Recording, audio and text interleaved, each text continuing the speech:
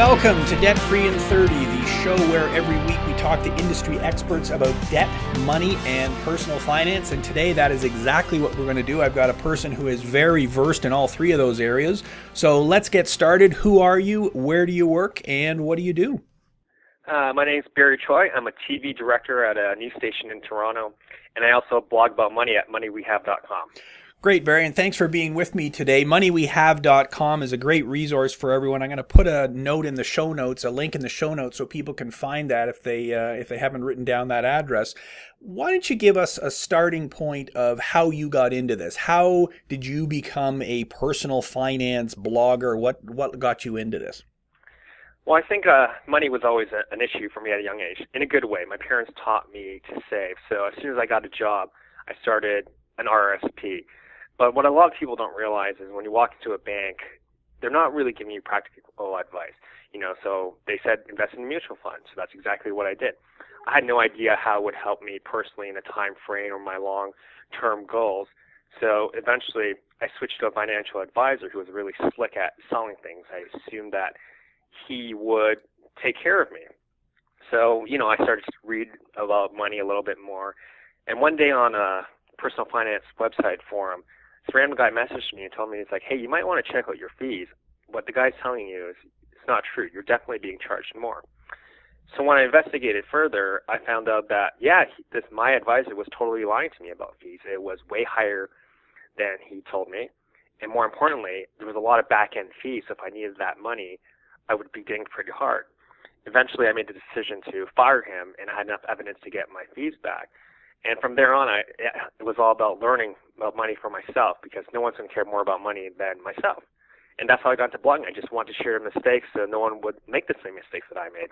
So essentially, you got burned, and that was the best learning experience for you, I guess, and you'd prefer if people didn't get into that situation again. So you manage your own money now? Do you have a financial advisor now? How do you do it now for yourself? Currently, right now, I'm a do-it-yourself investor, and you're right, I did get burned. And honestly, that was the best thing that ever happened to me, because it really opened my eyes to find out how important it is to learn about money yourself. I'm married, so I got my spouse into it, because, again, no one knows what's going to happen to oneself. I could get in a car accident tomorrow, so I want to make sure my family is prepared if anything happens, so she knows what's going on. It's pretty easy to take care of money yourself.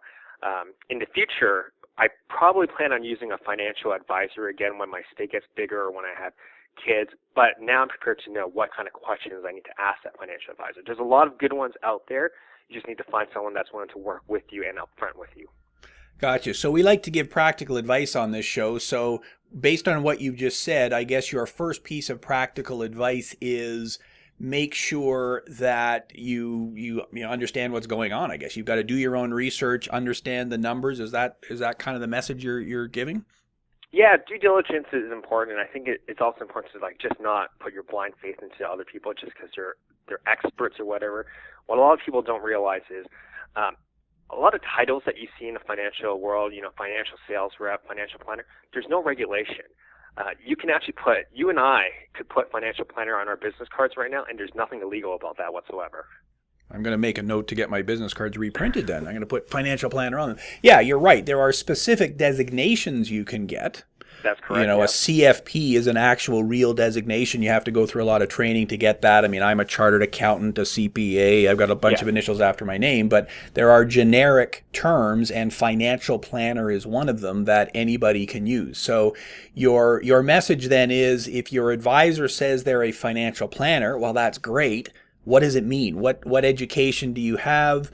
Have you got any clients I can talk to, I guess, that could tell me if you're legit or not? You're right. It's like, I want to know if you're a CFP, a CA.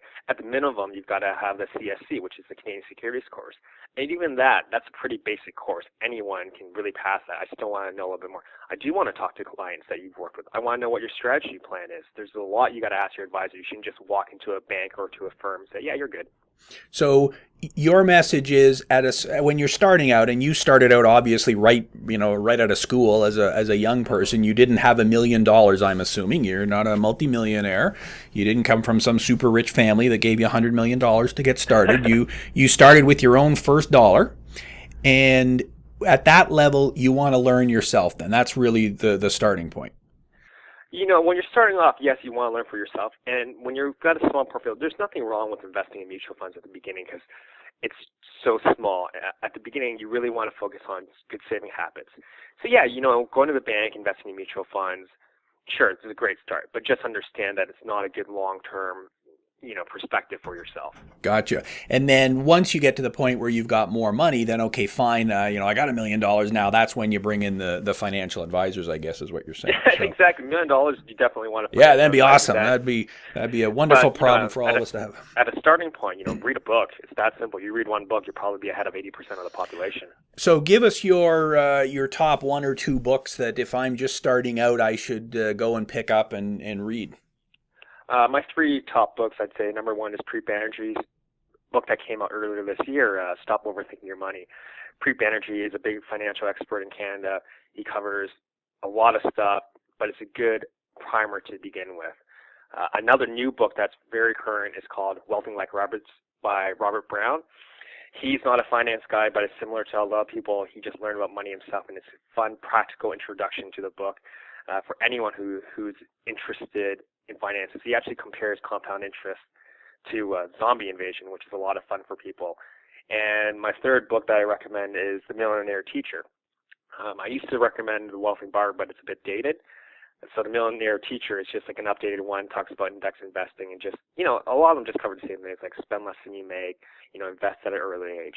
Cool. And I'm familiar with all 3 of those books, and you're right. They're not horribly complex to understand. They're fairly straightforward. I think that's a great starting point. So, okay, now you wrote a blog post on your moneywehave.com website, and people can go to that website and do a search for this. The post was called Guaranteed Ways to Go Broke. So usually on this show, we're teaching people how to be debt free. Well, let's teach them the exact opposite. Let's teach them the exact wrong things to do. What are the best ways if you really want to go broke? And the number 1 item on your list was having too many credit cards. Now, I would think, well, gee, the more credit cards I have, the better, because my credit score is going to look better. I'm going to earn more points. The more, the better. More is always better. You obviously feel the opposite. Tell me why.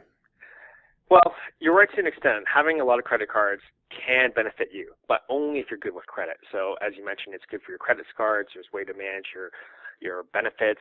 With a lot of credit cards, they offer, cash back, rewards, travel insurance, things like that. But the problem with people who have too many credit cards and are bad with their money is, well, they're constantly going to be making their minimum payments. So, 3 credit cards for a normal person who pays off their limits every single month is not a big deal. But if you got serious money issues, 3-4 cards, you're going to run into an endless cycle. And usually what I find is a person who has debt problems, once they max out the cards and they can't charge it anymore, their answer to fixing their debt problem is to apply for another credit card. You know what I mean? It sounds ridiculous. Like, oh, my 3 cards are maxed out. How am I going to fix this? I'll get another card. And when you look at credit card interest rates, obviously you're looking at 20% plus. The minimum payment is $10. A lot of people ask me, this sounds ridiculous. How do they keep getting approved? Well, as long as you're making that minimum payment of $10, the credit card companies don't care. If you start missing payments, then it's an issue. So yeah, you're not necessarily broke, but you can definitely see how you're going to end up there.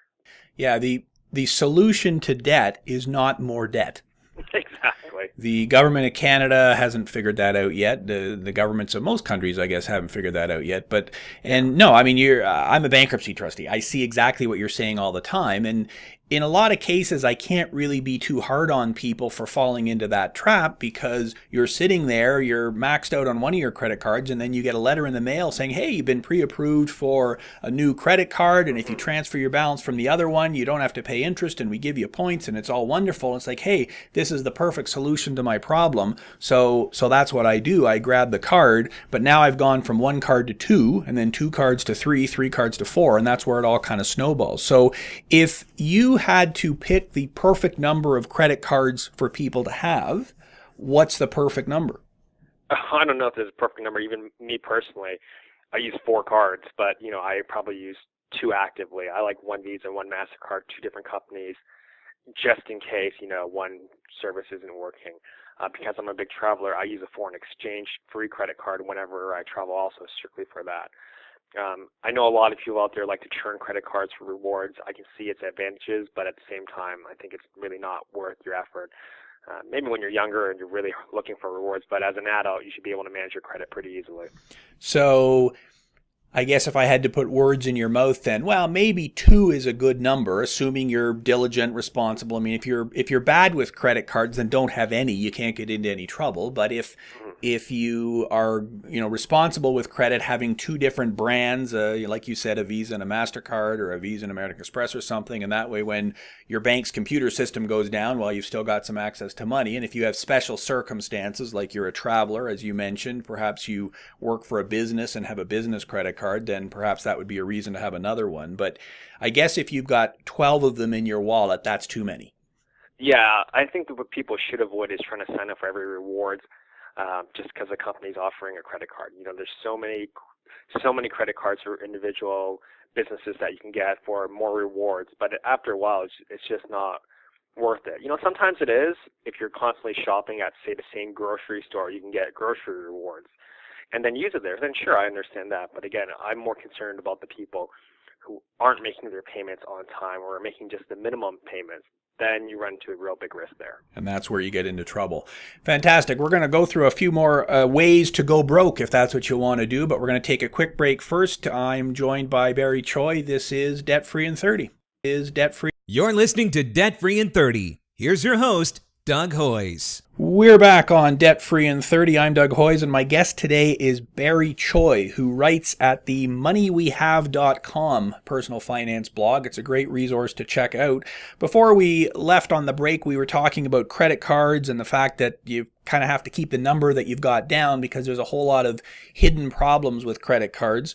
And that's, I think, the second item on the list of how to go broke. If you really want to go broke, here's how to do it. Barry wrote an article on that recently. So, Barry, let's talk about number 2 on your list, which is ignoring your current situation, not understanding the interest rates people that are charged on credit cards. Give me your take on all of that.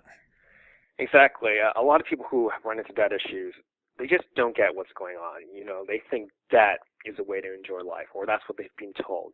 So they don't mind charging everything to the credit cards and then paying that low monthly. But that low monthly, you're still paying 20% plus interest. If you're running, let's just say for argument's sake, 10 grand worth of debt, you could be paying that off for 50 years if you're making the minimum payment, if not longer. So when exactly do you plan on getting out of debt? And also with these people, they're just so used to that, they don't even look for solutions. If you've got a credit card problem and you want to get serious about your debt, you can, roll into a line of credit or something where the interest rate is much lower. Or even something simple, understanding that you should pay off the highest interest rate card first, just to reduce your debt. But they don't really care. That's the problem. So you had 2 key words there. One was plan and the other was solution. And what you're really advocating then is taking a step back and saying, okay, let's ask the question, how long will it take me to pay off this credit card? And I mean, you hit the nail on the head. If you're making very small payments, it could take 50 years because most of the money you're paying is going towards the high interest rate. So making a plan and coming up with a solution, those are the 2 keys to making sure you're not ignoring your current situation, I think is what you're saying there. And so when it comes to making a plan, how do you advocate doing that? Is it a case of getting a piece of paper and a pencil and writing it out? Is it using a computer spreadsheet? Like what are the elements that you would advise someone to use when they're trying to come up with a plan to get out of debt? Just start doing it. You know what I mean? The easiest way to begin with is you want to set a debt-free date. So you kind of have an idea of your goals. And then from there, you can kind of work backwards. So you figure out how much debt you have, how much is going to take you to pay it off, how much you can actually afford to put towards your debt. And I mentioned the higher interest credit cards first. Obviously that's the ones you want to pay off first because they're the highest interest. But at the same time, if it's easier for you psychologically to pay off the credit card with the lowest balance, do it. You just want to get into it. Obviously, to pay off debt, you got to put down some money, right? So if you've got a lower job, you might want to upgrade your skills or pick up some part-time work because as long as you're holding down that debt, you're never going to catch up. You're never going to get ahead. So you really got to work to, generate some more income any way you can. If you're working part-time, pick up some more hours. If you're full-time, maybe apply for a new job with a higher salary, sometimes it's really easy for us to get comfortable with what we're doing.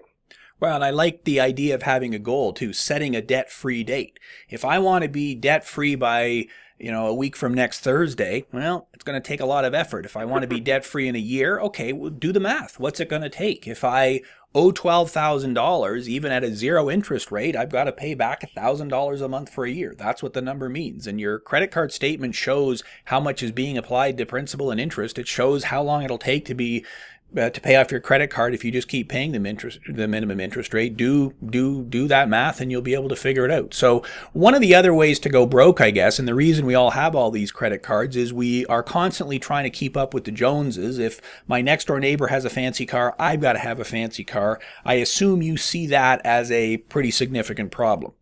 It's a huge problem. It's funny, they've been talking about, this is one of the first things I ever read in personal finance, and it still exists, and it's so true. I'm fascinated at how many people try to keep up with what their neighbors are doing. I'm a budget travel expert, so I travel a lot. And people just assume that I spend a lot of money on travel. No, I just budget for it. It's that simple. If it doesn't fall into my budget, I don't travel. That simple. I saved up for it. I come back. It's never on a credit card. But so many people will hear about, this great adventure Barry went on. Well, I deserve that too. And they'll charge it instantly. I'm like, oh, that is the worst thing to do.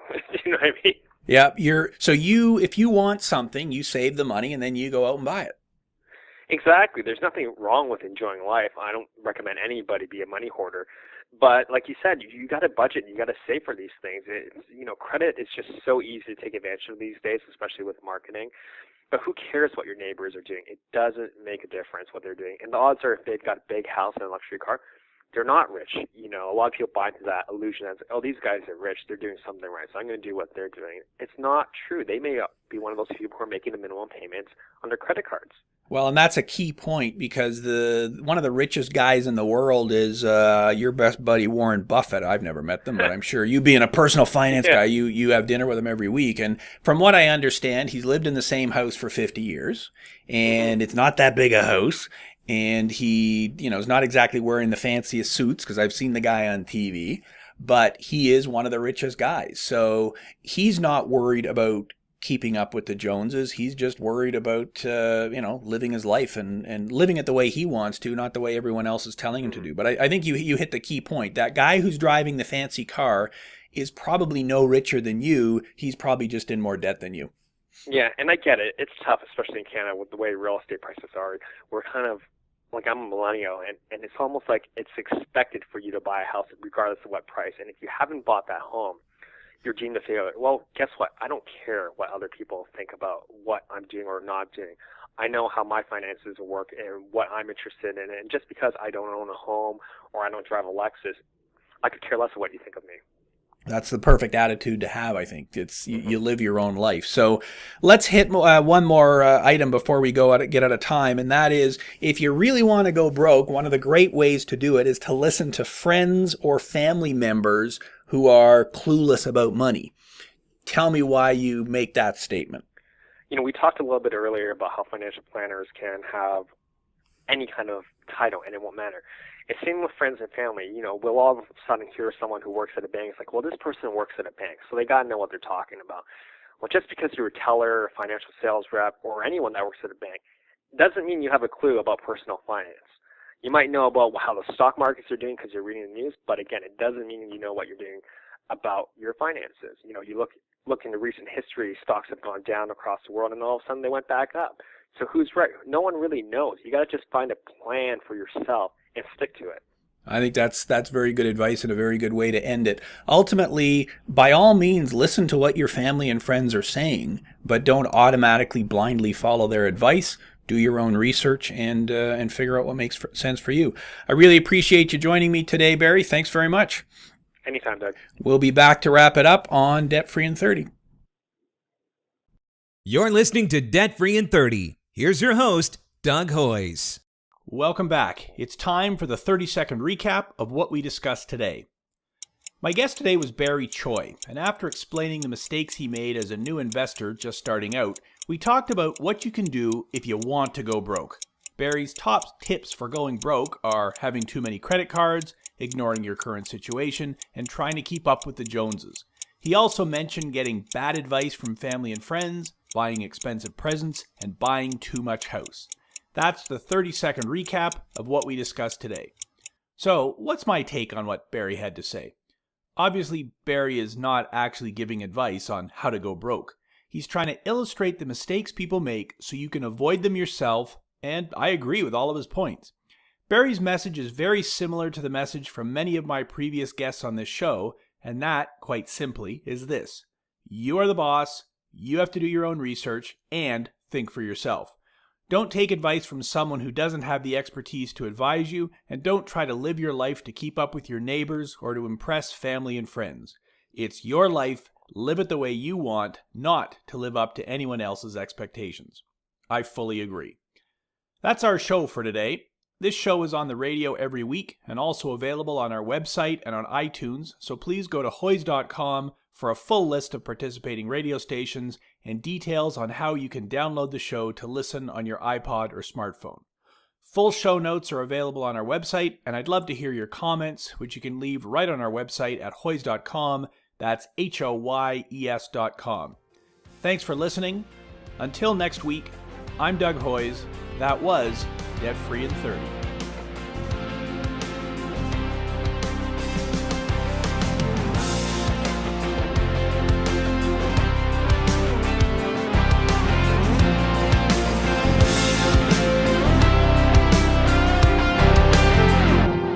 Thanks for listening. This was Debt Free in 30.